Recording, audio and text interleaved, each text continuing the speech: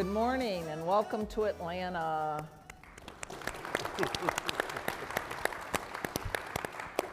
So for those of you who don't know me, but we are at MedAxiom, so I'm assuming that's an oxymoronic statement. But for those of you who don't know me, I'm Cathie Biga, and I'm the current president of the American College of Cardiology, and I'm honored to have my teams all here this morning together for my very first heart-to-heart talk.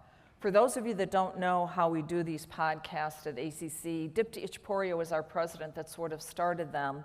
And they're done periodically to bring the inquiring minds that want to know, as well as the brightest and the best in both clinical cardiology and the business side and the practice of cardiology. And the thing that is so amazing to me is I get to do mine with both of my families. So it is indeed an incredible honor to be here specifically at MedAxiom, which has been my home for 26 years, and also with my ACC family now, which has been my home for 25 years, and my work family, which is amazing. I would have brought the grandkids, but I thought that might have been a little bit much to have the whole team here.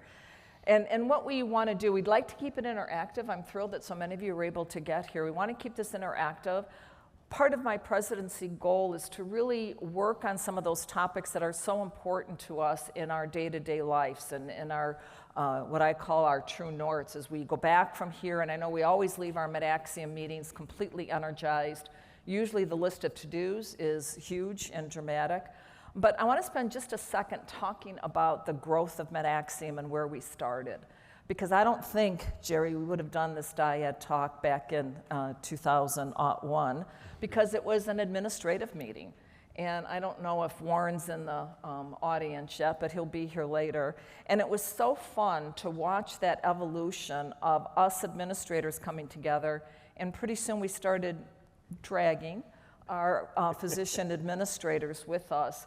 And it evolved into a whole different concept of how we were going to deliver cardiovascular care. And I think as we watch ACC's commitment to team-based care, as I watch MedAxiom's commitment to really doing that business side of healthcare, and as we entwine our teams, our quality, and our finance, what a powerful dynasty we're going to be. So your mission today is to ask us really tough questions. My mission today with our esteemed panel is we really wanted to give you real-life dyad relationships. So meet my dyad, poor guy, Jack Chamberlain. We've been a dyad together for 20-some years. I think it's only been 16 years. Oh, 16. Seems like feels like 26. And we do finish each other's sentences. So if you really want to know what I'm like in that day job, now's your chance. And then we thought it would be really cool to have the MedAxiom dyad with us. So you all know Ginger and Jerry. So we're going to talk a little bit about how that relationship works. And then I'm honored that our immediate past president, Hadley, is with us today because the ACC also works in dyad relationships. And so that's really what we want to do is what is the reality of dyad relationships and how do we really do it? So I am going to kick it off. Jack, of course, yes. So we've worked together a really long time. Mm-hmm. We do finish each other's sentences. I'm not sure when we first started that we really knew what path we were going to take. So what about having a dyad is important to you in our real life? That's, it's interesting that you mentioned how this meeting started with just administrators. And I think that it took a while for, physician leaders to realize that it needed to be a team sport. It needed to be two people at least doing this. And I think back to my partner who retired and then promptly started working again, Dr. Furiasi, if you're out there. I remember his day when he was took over as president of our group, and it was just the president. The president had to take everything, and he was just overwhelmed. It's like, we got to get a board, And it kind of pointed out that, and many years later, I get it, that we need to do this together. And it's a problem we're solving with two sets of skills, and I really think that developing both of those and communicating is important. And this is a much better way to do it, I would say. And what do you think is the biggest challenge of a dyad? What about it gets a little frictiony sometimes? Not that I finish your sentences or anything. I think the problem is time. I'm never late for meetings, but I've never left you hanging while I'm in the cath lab. But Are you coming? yeah, I will kill you. So I think the problem, really, that is it. And it took, having dedicated time, and this is kind of why the meeting was administrators, right? The doctors don't think they need to take time, and they're just working, and they'll get it done. And I think that is the biggest challenge. Is like, having set time. I think once I got like a half day time to really kind of make that be the time for meetings. And really, but what's really important is that you took a very very specific approach and said, no, the meetings that we're going to have are going to happen in this window, because this is the window that the physician partner can be there. And that changed everything, I think, because then we can't have meetings that we both need to be at, but only one of us is there. That just doesn't work. And I think that is the biggest challenge. And I think that, physicians know we work at the beginning and the end of the day for all this stuff. It's our other job. So we're 1.5 FTEs, So being able to really push that, because administrators want to meet at 11 a.m. in the middle of my clinic. No, we're not meeting. We have to meet before we start the day or after we're done with the day, or okay, I got this little half day a week. We'll meet then. And that's the biggest challenge. And I feel like it took a long time to get to where I could figure that out and get organized enough. And but I think that's the biggest thing. Ginger, so you're all across the states, a little bit internationally as well too. So just like our comp models and our CV service lines, you've seen one.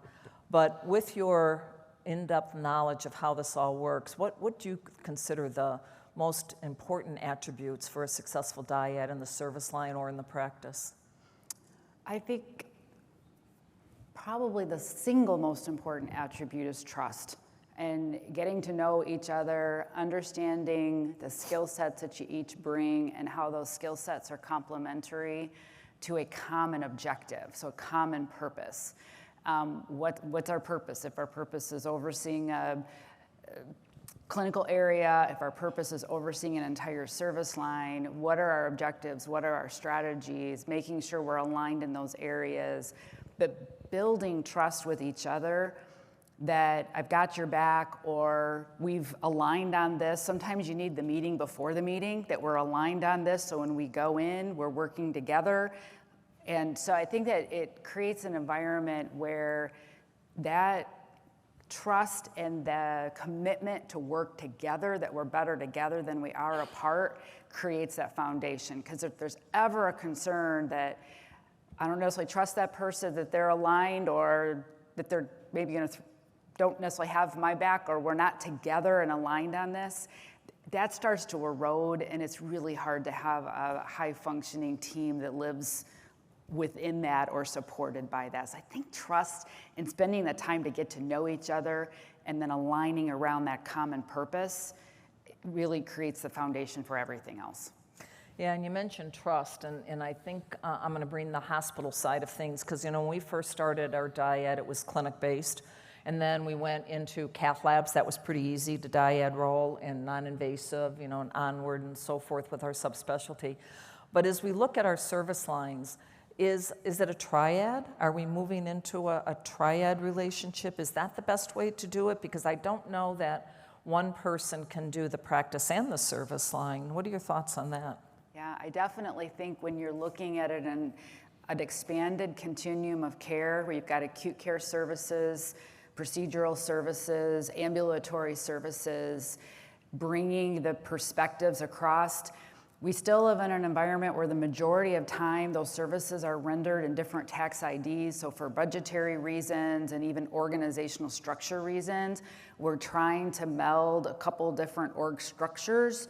And so creating an environment for a service line leadership that takes into account or has representation from those different entities that, again, come together with, we have a common interest or a single purpose. We have different roles that feed into that purpose, but our goal is to figure out what's best across those entities, and having the leadership represented across to allow to make good decisions, I think is imperative. So Jer, you're the savant of Mid-Axiom. Gosh. So, we all trust you. You lead well. If you had to give advice to your physician colleagues on what they could do to be a good dyad partner from a physician perspective, what would that be? Yeah, thanks, Cath. That's an easier question to answer now than it was 5 or 10 years ago, because I think most physicians have come to realize that this is a team sport, period. Many of us of a certain age, and it really not even that far back, was sort of trained at a time where there was sort of a single captain of a ship. You were responsible personally for your individual relationship with everybody that was in front of you.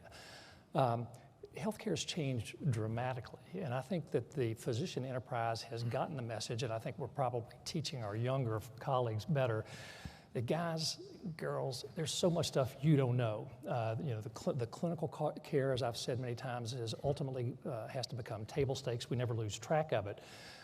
But there are things on the non-clinical, in the non-clinical competencies that we simply are not expert in. And there's has been sort of a historical physician mindset, and it's very understandable that, I'm good at this, give me a little bit and I'll be good at that. And man, that's just not the case. And so the blessing for me has been watching this evolution where the physician enterprise has sort of willingly understood, man, let me have somebody at my side that complements my skill set. And together, as both Jack and Ginger beautifully said, together we're going to be better. And I will offer up that in my personal experience, the way this works best is if you get a legitimate physician leader, a legitimate administrative leader that aren't trying to compete with each other, that are trying to complement each other. Because trust me, as my team inside of Mid-Axiom and also inside the clinical enterprise, they hear me say this all the time, there's a certain friction of leadership. That's a good thing. You push each other. But it can't be friction because I'm competing with you. That drives the enterprise into the ditch. So I think if we can get the physician enterprise, the administrative enterprise to complement itself, and man, it has a cascading effect throughout the organization. So Jack, we've talked about longevity of a dyad relationship, and I know last night we were talking with some colleagues. So how do you evolve that relationship, and what do you do about succession planning? Do I have to quit?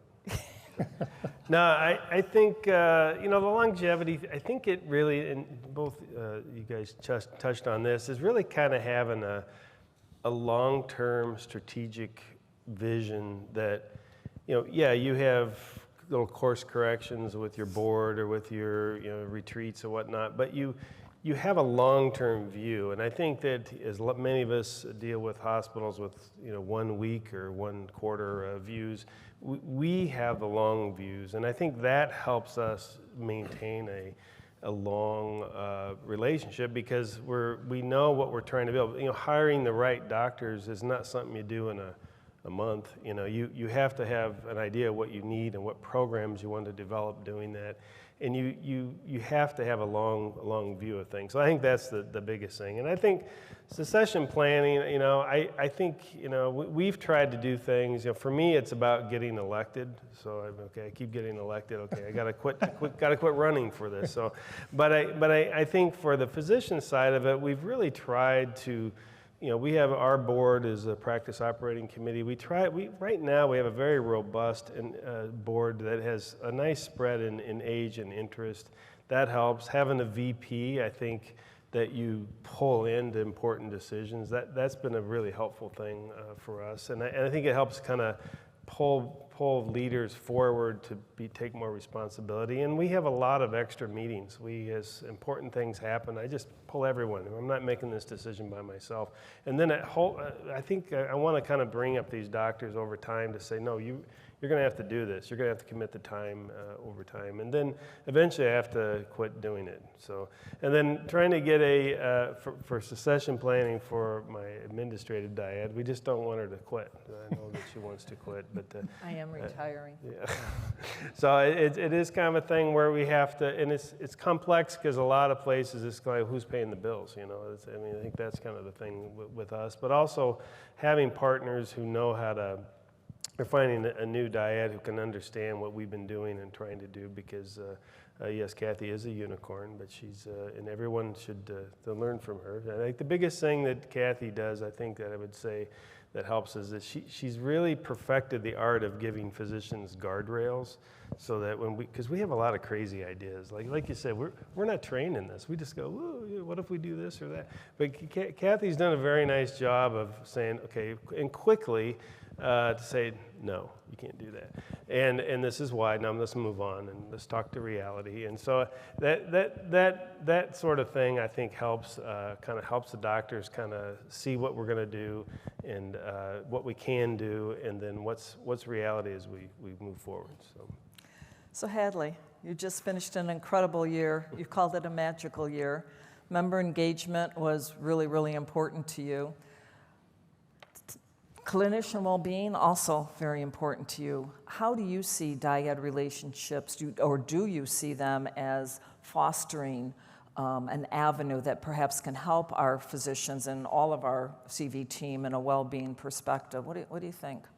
Yeah, absolutely, Cathie. And I would not call you a unicorn. I'd call you more like rainbow bright. But yes, you're very inspiring. So yes, I think that clinician well-being has been something that has been very important to the ACC. I mean, we are a member organization, and I can't claim all credit for that. Actually, Ed Fry, my predecessor, started the task force for that. And, you know, we have continued that through, and we'll continue that on with Cathie's reign as well. But yes, I think clinician well-being is really a dyad responsibility, and that really means that I think we all know that administrative leaders and physician leaders, it's really in the long run a lot easier and a lot better for patient care and the organization and so forth if we can retain experienced personnel, not only at the physician level, but nursing and everywhere in the organization, administratively and otherwise.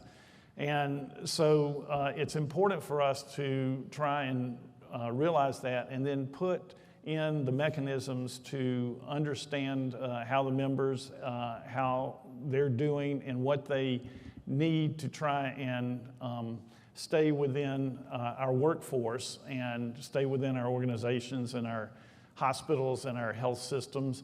And it's a dual responsibility, because although one could say, oh, from an administrative level, someone goes, we'll just hire somebody else. I mean, we all know that the next person takes time to come up to speed, may not have the experience, and also it's very difficult to recruit in these days at every level. So making this a dyad responsibility, I think shared responsibility is so important for us retaining our workforce. And ACC has been incredibly involved in trying to look at steps to ensure that, not only with our surveys, but also to try and find out, you know, what are the pain points, and you know, you all know those pain points, like the electronic health record, too many meetings, and so forth. So, and you could go on and on. So trying to identify those pain points and then trying to find solutions for those are the best way that we can improve clinician well-being, and then hopefully retain our workforce and continue to do better for our patient care. So pretty soon it's going to be your turn. So feel free to put your hand up if you've got a question. The mics will come to you. But while you're thinking of your questions, we talk about the shared skill set of our dyad partners. I get asked this question all the time. Do we need our physicians to have MBAs? Is that complementary to a dyad element, or what are my physician colleagues' thoughts on that? I'll let you go first. I have some ideas. So I'll be very direct. Absolutely not. Absolutely. Said from the point of view of a guy that went and got his MBA at age 57, I'll point out. I do not think that the physician enterprise has to get into the game of getting another degree. I really don't think that. But I think that Jack's comments about guardrails that there are definite boundaries that the physician needs to understand about the non-clinical competencies. So the notion of simply on-the-job training is not enough. But there, and as Ginger can speak to as well, there is abundant scholarship out there to help folks get in the game without getting an advanced degree. Now, it was a for sure blessing to me, and there are a variety of reasons why it worked out for me and my group, and like Jack, I missed multiple meetings and kept getting elected to be president. But we got into a more complicated healthcare system, and I just raised my hand to my group and said, guys, I love you, and I know you love me. I cannot do this. I'm over my head. I mean, if you want me to be effective, you got to, right now there's nobody in our group that can do this. You've got to give me some opportunity to do that. So it worked well for me. But that was at a time when there weren't quite as many opportunities available to get in the game without getting an advanced degree. So I love it and I support it, but my goal, and I hope this will be the goal for most physicians, was not to get out of the physician game. It was to learn how to become a better physician and to better lead a group of folks that had chosen to look to me for direction. So again, I definitely don't think you'd need to do that. Back to my original comments, I believe it's very important for the physician leader and the administrative leader to have complementary skill sets, not try to compete. I mean, I've learned so much. I've been blessed with several, I'll stop short of many, several dyad leaders. And I say several as a compliment, meaning they weren't churning every day. I mean, they taught me so much. And it wasn't like I sort of knew it. I knew nothing about, as one of my professors told me years ago about a particular topic, said, Jerry, your ignorance on this topic is total. And that's exactly the way I felt inside of this. So long-winded answer, I don't think it's necessary. For those of you that choose to do it, man, there are great opportunities. Yeah. No, I would agree. I feel like I've kind of gradually gotten all the components of an MBA throughout all these different, the Wharton School thing. We did another leadership thing before this, and just listening to Cathie for 16 years, I mean, there's so much to learn. And I like calling it a non-clinical competency because you're right. It's all the other things, and it's legal. There's so much there to learn, and I think this organization really helps with that. I thank you, and thank you for doing this and dragging us here. You're right, and I think helping the physicians to kind of show them, because I think the MBA is kind of a construct, and maybe it could be developed, and I'm sure someone has one that's for physician leaders, but actual one. But really it's more about learning, like you said, how to complement, how to understand the rules, how to understand really employment law. Where's he at out there? Little things like that we need to kind of have a basic understanding of without actually having a full MBA. Because you're right, we're not trying to. I don't want to do the job that you do. I don't. Oh. I don't. But I want to have an understanding of what's happening. So I think more of these sorts of things are really great. And I think the other thing is, I try to tell my kids going to college, don't worry about having a major. You just need to learn how to learn. I've never stopped learning. Oh my God. I mean, it's just the medical stuff and beyond. I mean, you just keep learning new things and be willing to do that. So. That never stop learning is so critical. I think I saw a couple of mics. Yes. Good morning. Oh, Dr. I'm asking a question just to show you that I showed up for your talk. So. There was a bet last week that he wasn't going to come. Fantastic topic, fantastic discussion, really learning a lot, enjoying it. I think the benefit of dyad leadership is probably self-evident to everyone in this room, or most people. The synergy is just so clear once you form a relationship and use it. However, at the highest levels of our organizations, in the hospital leadership and the health system leadership, not so much. They don't seem to be buying into dyad leadership. Can you comment on that and what we can do? I think that's a really, really excellent, poignant, and accurate point. And it's a little scary because I like to believe that our practices, our service lines, our hospitals need to be physician-led and professionally managed. And they need to do that in sync. And so like so many things that we're going to be talking about throughout the Mid-Axiom meeting, I think it's imperative that we start to change that culture in the hospital, and only we can change that culture from inside, because I think as we've seen the growth of administrators, and trust me, I kind of like administrators, but we need to get back into the game of taking care of our patients in the right way. We keep adding so many different things to it. I'm not sure that I have a solid good answer. Ginger, you got a thought that everybody can take? I'm going to do the Steve Gornick, the aha moment from MedAxiom. What's going to be your aha moment this time? Help us with an aha moment. How can I get my executive suite, my C-suite, to understand dyad and respect it? Yeah. I think there's a couple of things. One is there is some scientific literature behind this. Dyads have been around long enough that people have studied that leadership model compared to some of the others. And there is some really good literature, and happy to pull it and have it available for people. But to go back, if you look at high-performing organizations, which our definition of high-performing means patients come first, we're hitting the quadruple aim, we've got happy teams, and maybe our attrition rates and turnover rates are low, our quality is high, our experience is high, and many of us are like, man, that seems so elusive. But there are organizations, and some of you represent those in the room, they're hitting all four of those areas. And if you look at where that starts and what's the difference between those that hit those areas and those that don't, it is leadership. And then you look at what's the leadership structure.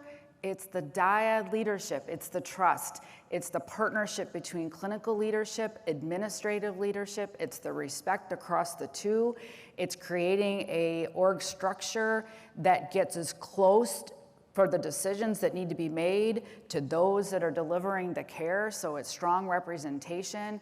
But there is now scientific rigor behind why dyad leadership is effective. So I think that is key. The other piece, and this is the one that I don't know how to solve for, there's been so much turnover and the whole merger acquisition, and organizations are changing and names are changing and leadership teams are melded or removed. And so one of the things I hear from the physicians, and I bet many of you would say, I'm on my 4th CEO. And I don't know how to solve for that. How do you develop a trusted relationship with somebody that might be gone in 6 months? And not necessarily gone because they did, in fact, in some cases, it's the ones that do a really good job that get moved on to someplace else. It's not so much them being removed because they weren't doing a good job, but they get pulled to go somewhere else in these large matrix, these organizations we work for. So that's the piece I don't understand how to solve for. Yeah. Other questions? Yes. Hey, I'm Bill Smith from Wilmington, North Carolina. I was going to make one quick comment and then my question to you. I'm in the process of getting an MBA and will be 57 in 2 years when I complete it. Right on time. Yeah. I know you softened your absolutely not comment about do you need one, and I did it really because of love of learning and trying to be better at what I do. 4 courses in, I'm already hearing myself using language from the course in meetings and sort of feeling myself having a little bit more clout. Yeah. So I do think there is some value for physicians to have that skill. My question to you, or sort of a comment also, I want to hear what your thoughts are. We had some layoffs in our organization last fall. And you just said, CEOs can turn over, several in several years. In the dyad relationship, I think trust is awesome. Trust is absolutely number one. And Cathie, you guys finish your sentences.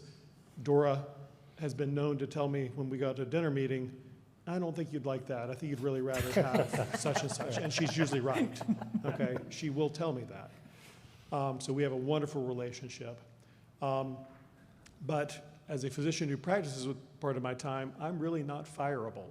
And some of our cardiology and HVI leaders were among the potential suspects for layoffs, which would have stabbed me in the heart if that had happened.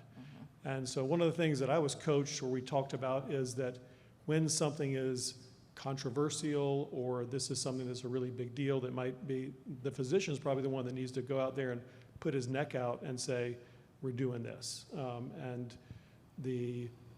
one of the jobs of the physician dyad leader is to remind their colleagues when the VP or the director as sort of being soft. No, they got to look out for themselves as well. So, give them a little break. I just want to hear your thoughts on that. Well, you're spot on. And your best friend, I don't have my phone, unlike me. Your best friend in a meeting is your phone. How often do I text you during a meeting? Too much. Yeah. And it usually goes, this is yours. Because you're exactly right. Some things just have to come from the physician. Not so much in my world is it a job security issue, but in many instances, it could be a job security component. And so at times, I feel strongly, and I think it also, the physician will be listened to a little bit more and a little bit deeper from the C-suite than a fellow administrator. We all say we can't be prophets in our own land. You hear that all the time. That's why we hire consultants. But I think that's so very true. Hadley, in your day job, you've had dyads, I know. What would you protect them and take the lead on a tough situation, or what do you think? Yes, I mean, like Bill said, I think it's imperative that we protect the leaders, our administrative leaders that we know that we can work with and are supportive of the common goal of trying to improve the hospital and the health system. And we do have a dyad relationship. Could it be improved like yours? Absolutely. But again, I think just like physicians in the past have been known to lock arms, I think we also need to be able to lock arms with our administrative leaders who we know and trust and work with on a daily basis. The other thing I'll mention, and this has been true in our organization, they were contemplating something that we did not agree with. The physicians banded together in about 12 hours and went to the C-suite to express their concern and disdain for what was being recommended. So I don't think you should underestimate your ability and your power base as it relates to the C-suite. And that's sort of when we as administrators need to back off. We can certainly prepare you. We certainly can give talking points for you. But I think that's also something you should not be afraid to speak up, because sometimes their optics, speaking as someone who was in the C-suite at one time, our optics have got so much breadth to it and very little depth to it that sometimes we live, breathe, and sleep cardiology. So that's another thought you can think of, is to get all the physicians together. Yeah, I definitely think the physicians have that ability, and you have to organize quickly and you have to work together. So I like to lock arms. So Cathie, I agree with every comment. And to me, what was just said through those exchanges, though, is that the core skill set there is not a non-clinical business competency, it's a leadership competency. Because if you take a bunch of crazy doctors to the administrative suite, which I've seen many times, it just blows it up, okay? Yes. So what I mean legitimate leadership, where guys, girls, here's what we're thinking. Let's focus. It's not just about us. We are in a profession. We subordinate ourselves to the benefit of those we serve. We're not trying to get another dollar. Be a reasonable person here. So I think that leadership skill set is the cornerstone, because if you take 5, 25, 30 docs to the executive suite, and it's clear that they're trying to figure out how to make something better for others, man, it's powerful. Powerful message. Yeah. I think I saw a couple hands. Okay. And Andy over He here. who has the mic wins. Am I on? Thanks. Good morning. I had a question similar about the C-suite. It seems like some organizations have historically always had MDs in the C-suite, and others have not had MDs. And it's not always that you have a successor MD who would be the good leader.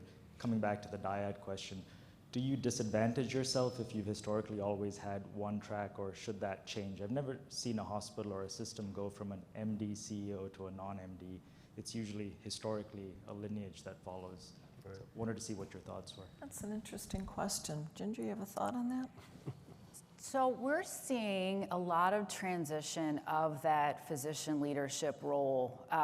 It used to might be the chief medical officer or medical director roles over specific departments have really taken on what I would say is much broader leadership role, and rightly so. I think, again, if you go back to, we can compare organizations and who's high performing and who's not, that physician leadership influence, no matter what the title is key. And we know, and when we go places, we ask who do you want to emulate, and they're naming names of physician-led organizations. So I think one of the things that I think is a good, in fact, it's a very, very good thing, is we're seeing the role of the chief medical officer expand to having more authority and more influence over the actual delivery of care, where before it was kind of over medical executive and kind of managed maybe some quality and managed some physician enterprise kind of things, but now it's really starting to be focused on the delivery side, which then again brings in business operations, clinical operations,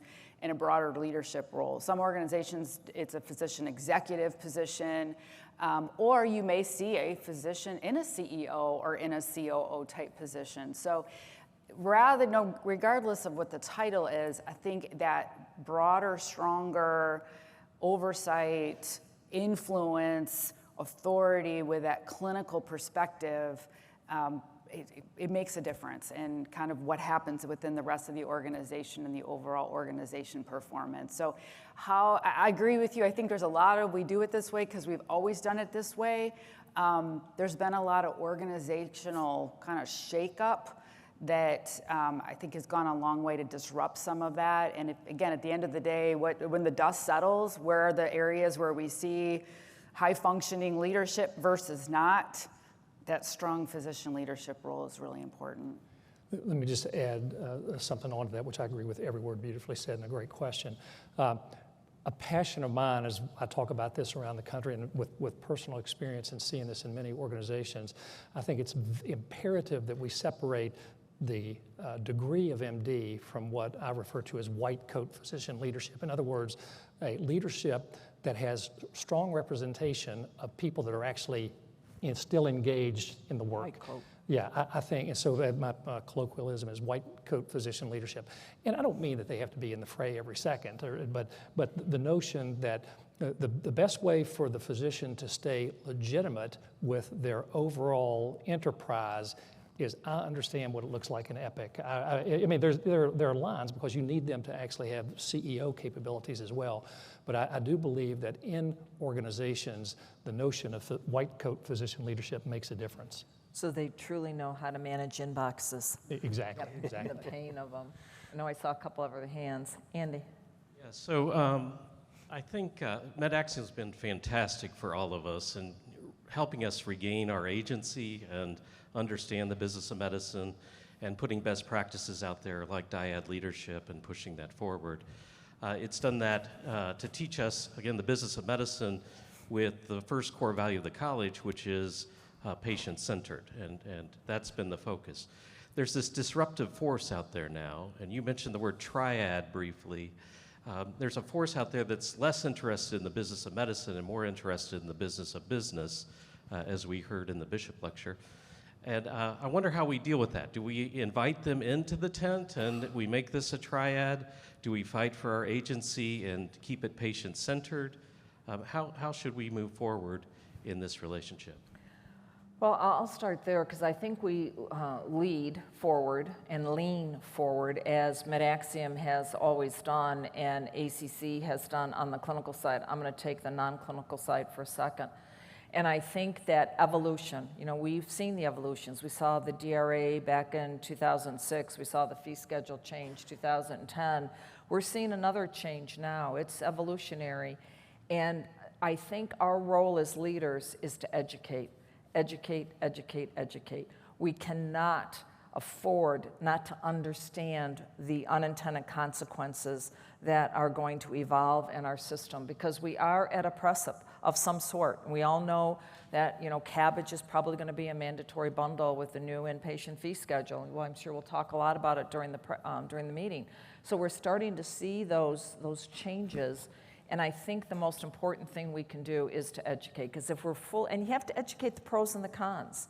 And I think sometimes that's a hard balance to walk. I think it's hard. I used to sit on the MedAxiom board. I remember some of those discussions. I sit on the ACC board. I listen to those discussions. Those are very hard for our leaders to sort of wrap their arms around because we know that in the field, our physicians that are delivering care locally, because that's where it all is local healthcare delivery, need to have those tools to evolve. So maybe something more than education, but I would certainly start with education, because then the economy and the culture is going to lead us. I would just say, pile on to that, educate, and I think in another way what you were saying is be an advisory source for these groups and organizations, not only beforehand, before they make those critical decisions and commit, but also afterwards. What are their options? Are there options, and how can they perhaps, unloose from whatever situation they've gotten into? Bo? Boil down a couple of things you guys have already said. We've sort of gone from private groups to groups who work directly with hospitals, and now, as we were just talking about, there are going to be new organizations like private equity that will become involved. But the essence of all of this in leadership, in my opinion, is creating a group culture. And a lot of what Ginger was talking about earlier were the components of that culture. But I've had the experience of building a group for 30 years, and now being in another group that's very mature and watching the effect of culture. And communication is another big part of culture. Trust is certainly important. But I think no matter what organization we're in, whether it's PE or private group or hospital-based, that's the key. And if you want to be an outstanding organization, you've got to have that culture. And here's what I think we're seeing in the country, and I think Jack can attest to this, because we're also a very established culture. And so as we grow, people are assumed into our culture, so it's there. We had the experience of starting a whole new group that did not have a culture. And that is an immense challenge, because you think you know what you want that culture to be, but as you're cabbaging together 15, 20 individuals that have been independent, they've been in groups, all those types of things, you just cannot underestimate the power of culture. Because we all know it'll eat strategy for lunch. You can have the best laid plan, and that culture will direct where we go. And that's where I think dyads come to be very, very important, because each of our perspectives are so different as to how that endpoint is going to look, that we have to listen to each other and actually argue about, which way is the best thing to do. But you're absolutely correct. Anybody else have any thoughts? Well, I'll just comment. Anytime Andy and or Bo asked a question, I have to think more deeply. And so thanks for your comments. But I've thought about this notion of the healthcare business, the business of healthcare, the business of business a fair amount. And I think that it's important for us to embrace the differences between us. I made a comment to several folks in the past that it's very important as you're in these various organizations, and again, culture has to be a core part, but you have to understand whether you're the product or you're an expense. And if you don't know which of those are, I can tell you really fast you're an expense. You have to be the product. And my personal bias, and I won't go on too long about this, is no matter what the business elements, et cetera, the key value of a legitimate physician leader is to be sure that at the center of the conversation is the profession of medicine, because that's the sacred ground from my point of view. Man, I'm trying to make money inside of MedAxiom. I'm very proud of what our group does to provide for not only our patients, but our employees and the physicians. I'm a hardcore capitalist.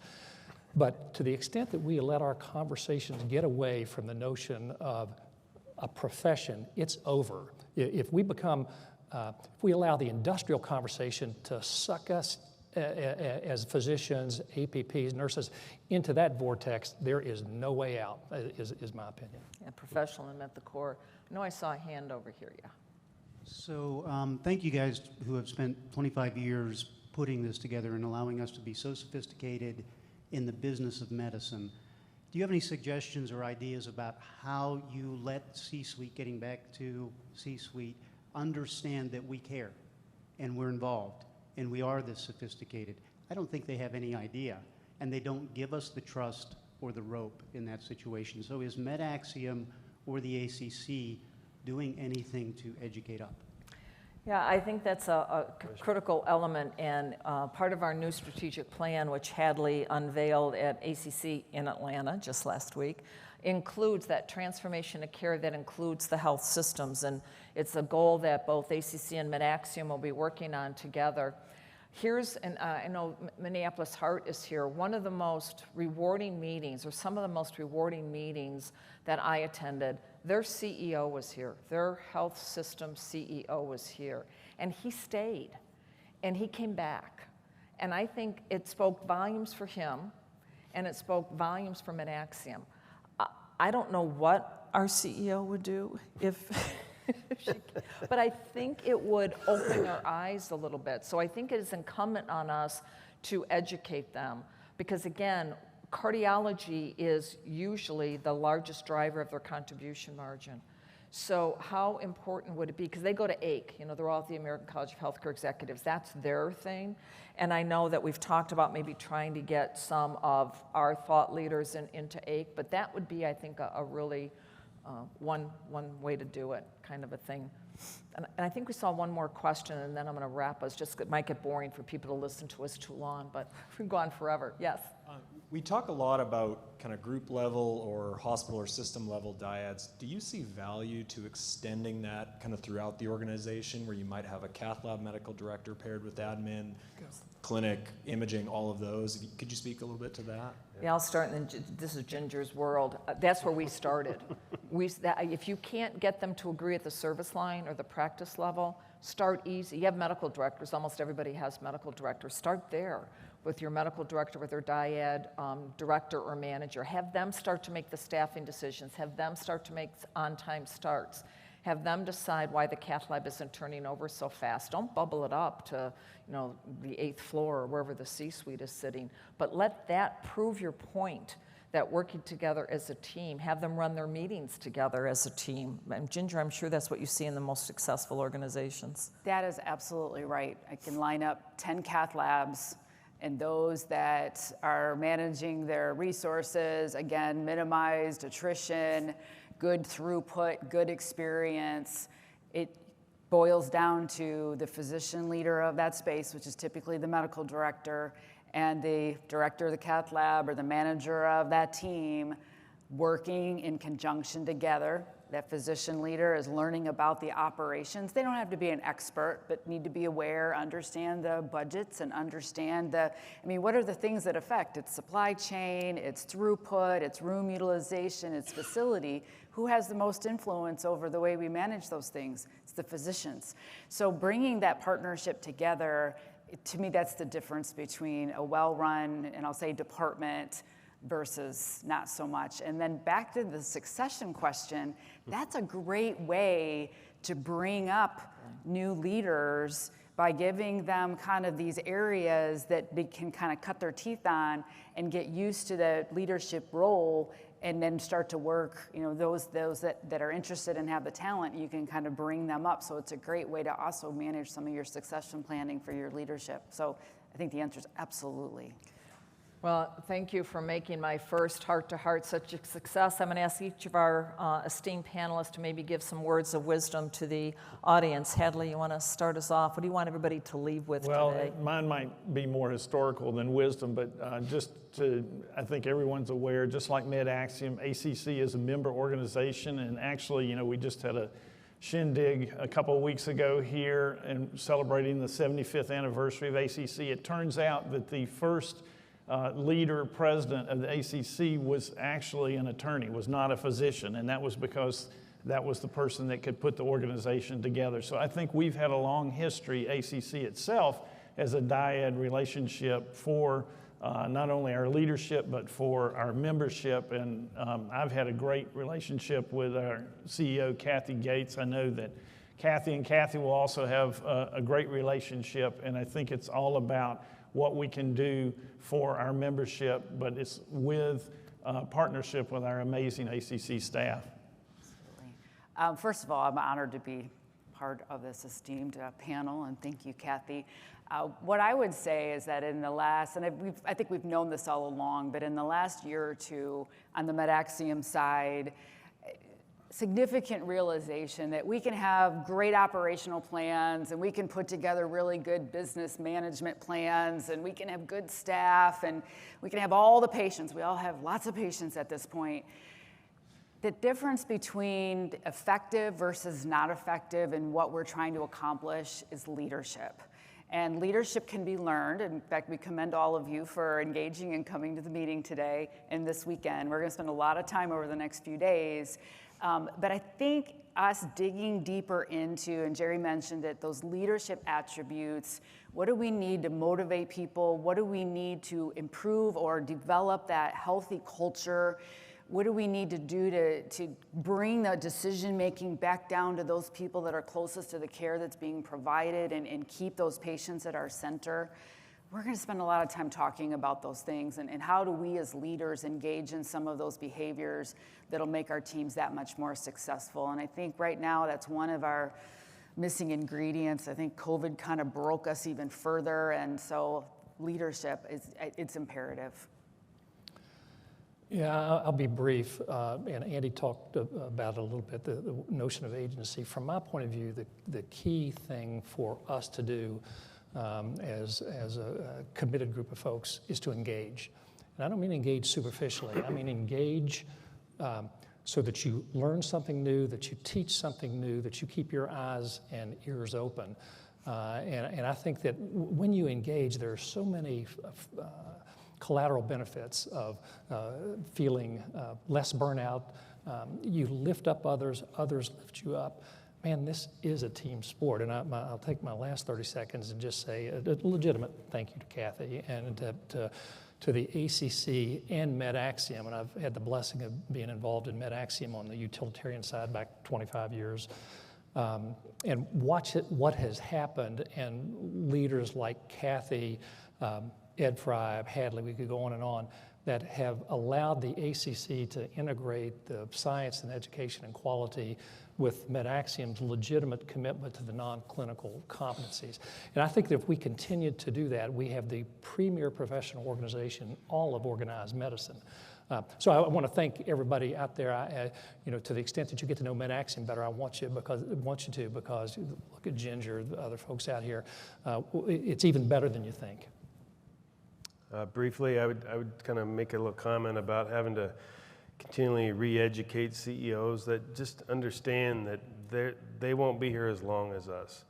And so it's important to have that long-term vision and try to keep that in mind and get ready, because you're going to have to start with another CEO. And that's just kind of really the culture. This is how we do things here, and welcome. I see you did a nice job with your office, but this is how we do things here, and get started on it. And I really think the other half of this is the bench. You gotta develop the bench. We've tried really hard, and a lot of, I was the same way. I remember when I was pulled out of my fund in the cath lab going, hey, you're gonna be president next. I'm like, what? What is that? And it's like trying to kind of help people early on to wake them up. Say, no, you need to get on this committee. You need to do this. You need to get involved, because you got to develop those leaders for the future. Because you got to have a lot of people at the table. So I get the last word. So fun, and I want you to know, I used no acronyms today. It's seriously. There was one, and I don't know what There it was. Well, come on. So a few more traditions. So one of the ACC traditions is that each of the presidents has a signature glass. My MedAxiom tradition is we've often drunk during my talks. I don't know why. I used to think they were very easy talks. We used to have wine on occasion when Cathie Biga would hit the stage. So to my colleagues, if you would rate, there were mimosas, so it is 5 o'clock somewhere. So in Heart to Heart, #1, ACC, to my MedAxiom family, thank you all for being here, and here's to a great year together. Please join me in this phenomenal journey. Thank you, everyone. Thanks, guys. I'll talk with Cathie.